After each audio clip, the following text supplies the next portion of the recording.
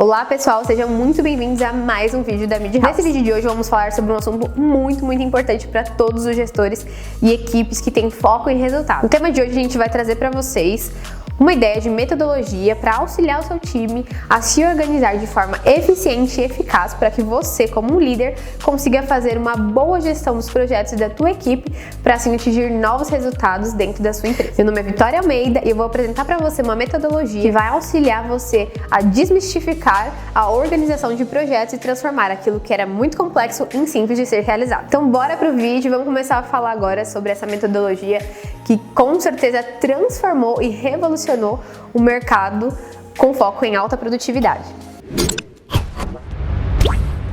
Hoje nós vamos falar sobre a metodologia chamada Kanban e eu tenho certeza que em algum momento você já ouviu falar sobre ela. Caso você ainda não tenha executado ou feito algum tipo de treinamento, nós vamos fazer uma breve apresentação para você avaliar se essa metodologia se encaixa nas suas necessidades hoje. Para começar, vamos entender um pouquinho como que surgiu o Kanban.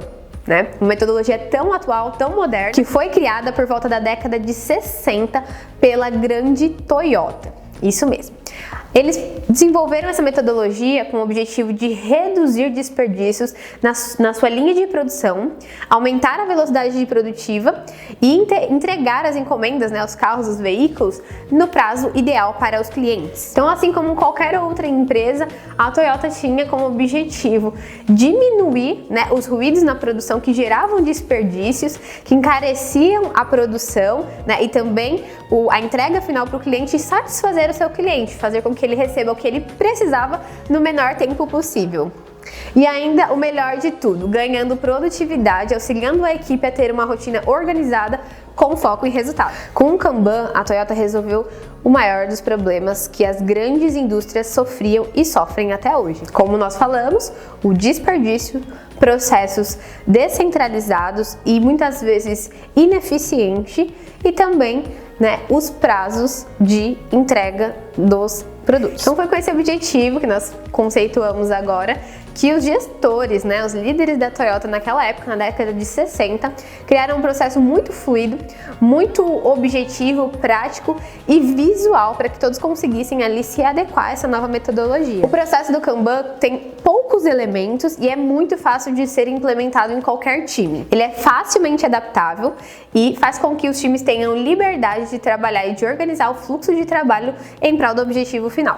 Agora vocês vão conhecer comigo os principais componentes do Kanban e ao fim nós vamos entender um pouquinho como que você pode adaptar isso para a tua realidade, como você pode alterar esses elementos para que faça sentido para a sua equipe e para o momento que a sua empresa vive. Então a gente vai começar falando dos elementos do micro para o macro, tá bom?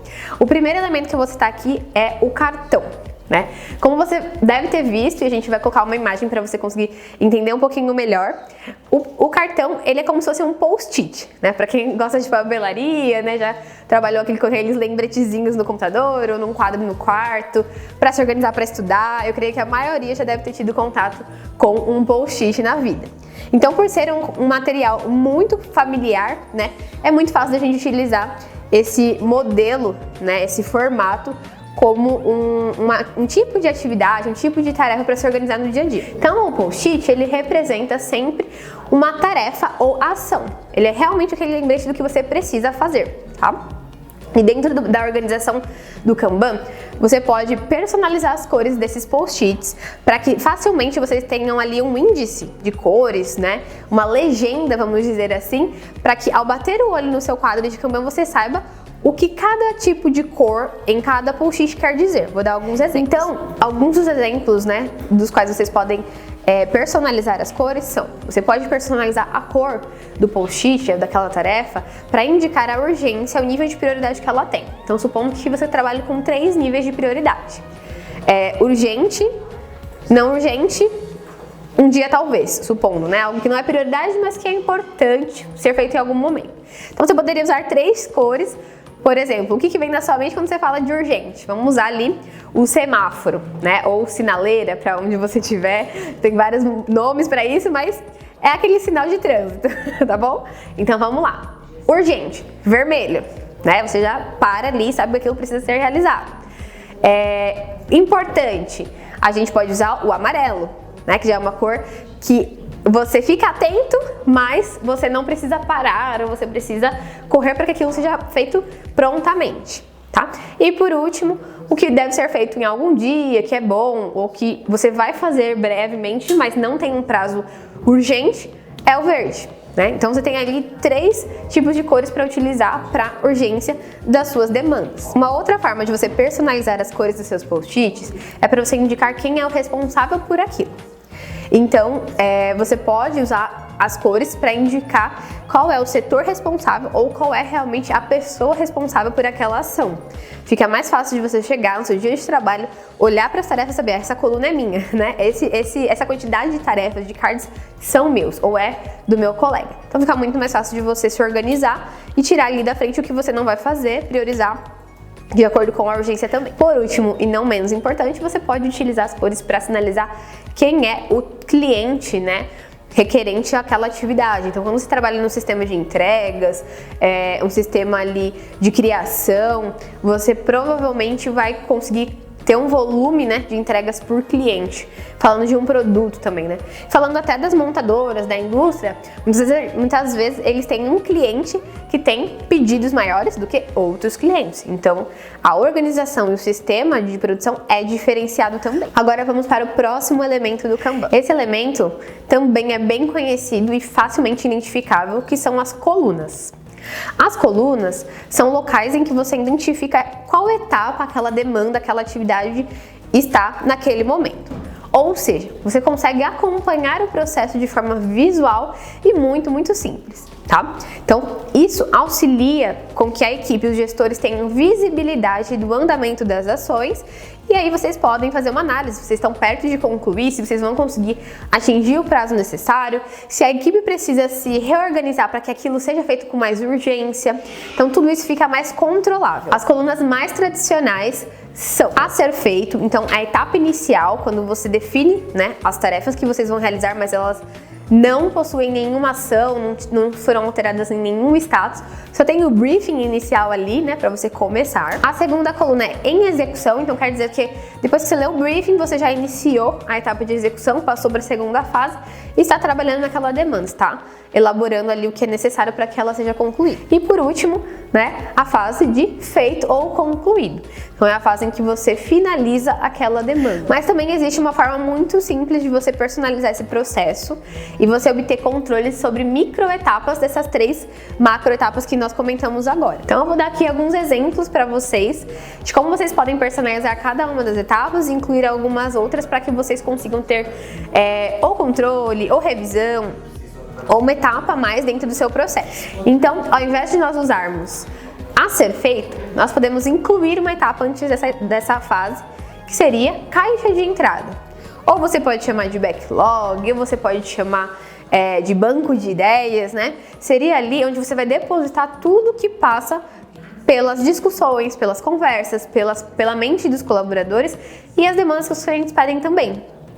Nem todas as demandas já estão dentro de um processo redondinho, né, que é previsível. Então, você inserindo tudo isso em algum lugar, ela fica acessível para a equipe e vocês podem determinar em conjunto qual o tempo exato que deve ser realizado ou priorizado. Então, falando mais uma vez da etapa de produção, vamos usar ali uma redação, um jornal como exemplo. Nós poderíamos usar uma segunda etapa que seria fazendo a pauta. Então, pensa que você usou a caixa de entrada e ali naquela caixa de entrada, antes de você passar para a execução, você precisa fazer um filtro, você precisa aprimorar um briefing, você precisa fazer uma coleta de dados ou informações. Então você precisa preparar aquela tarefa para que ela possa ser executada pelo time. Muitas vezes, se isso não chegar sem a informação necessária, aquilo vai travar e aí o processo de produção ele não vai ocorrer de forma fluida, né? Vai virar uma verdadeira bagunça ou a entrega que você vai receber não vai ser da forma que você idealizou.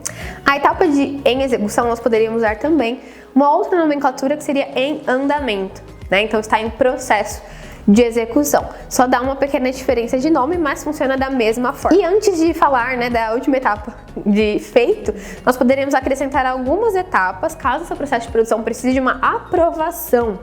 Então, depois da etapa de em execução ou em produção, você poderia ter uma etapa de em revisão. Aí sim, algum responsável por aquilo vai dar uma checada em tudo, fazer um check-in de que o checklist foi cumprido, que a entrega foi executada da melhor forma e da forma que foi solicitada, para que aí sim vocês possam partir para uma etapa de finalização, de publicação e assim por diante. A próxima etapa seria publicar ou agendar. Então a gente trabalha muito hoje com redes sociais, né? Todas as empresas estão se mobilizando para estar ali dentro das redes sociais. E a gente sabe que não é todo mundo que tem disponibilidade para ficar 24 horas ali postando no Stories. Então, você precisa se organizar. E uma das etapas fundamentais quando a gente fala de conteúdo é a etapa de agendamento, né? Hoje nós temos diversas ferramentas, as ferramentas do próprio Facebook, por exemplo, que permitem que a gente agende os conteúdos. Então, nem tudo precisa ser feito em tempo real. Você precisa ter uma etapa em que você organiza esse agendamento, organiza o seu calendário e aí, no dia correto, na hora correta, estará lá bonitinho no ar. E aí, falando da etapa de finalização, nós podemos colocar, após a etapa de agendamento, uma etapa de análise, né? Ou de acompanhamento. Como a gente sabe, tecnologia não é infalível também. Então, muitas pessoas que usam as ferramentas de agendamento de conteúdo, eventualmente sofrem ali algum probleminha com esse agendamento. Ele não vai para o ar, tem algum bug na ferramenta, desconectou a integração com a ferramenta e aí ela não ocorre, tá? Então, é legal vocês terem uma etapa de check-in, de confirmação de que aquele agendamento ocorreu, que foi para o ar, e também fazer uma análise dos resultados que você obteve com aquela publicação. Já seria uma etapa para você fazer uma coleta de dados, para que no seu próximo, na sua próxima caixa de entrada, no seu banco de ideias, você consiga priorizar os conteúdos, né, nesse exemplo, conforme o que deu mais resultado, que teve melhor repercussão. O último elemento que eu vou comentar com vocês, que não é menos importante que todos os outros, é o quadro, né? O quadro seria realmente uma lousa, né? Pode ser uma cartolina, pode ser uma lousa, pode ser uma parede da sua empresa e com certeza você deve estar cogitando que pode ser uma ferramenta, né, online acessível para todo mundo do time. Hoje nós temos várias ferramentas que permitem essa visualização de Kanban, ferramentas que têm como objetivo fazer, né, permitir a gestão de projetos. Dentro dessa ferramenta você consegue ter vários tipos de visualizações. Uma delas é o Kanban, é a mais comum e a mais presente nas ferramentas de gestão de projetos. Então, o quadro, ele vai te ajudar a organizar as suas etapas e a organizar os seus post-its. E assim você vai ter uma visualização total de cada um desses passos para que o processo e o fluxo ocorra de forma fluida e visual. Então, essa foi uma breve introdução sobre a metodologia do Kanban. Vocês entenderam ali aonde surgiu, quais foram as dores que fizeram com que essa metodologia, né, aparecesse aí e estivesse no mercado até hoje para nós. Entendemos que ela é altamente personalizável, então ela se encaixa em qualquer ou quase qualquer tipo de contexto e com certeza pode ajudar o seu time a organizar melhor o fluxo de trabalho. Eu espero que vocês tenham gostado muito dessa dica e dessa introdução que fizemos a respeito desse tema. E se você gostou, não deixe de deixar o seu like, porque isso vai ajudar bastante a gente. Se inscreva no canal e ative as notificações para receber os próximos conteúdos. Nós vamos continuar falando sobre esse tema nos próximos vídeos também. É isso, um abraço e até a próxima!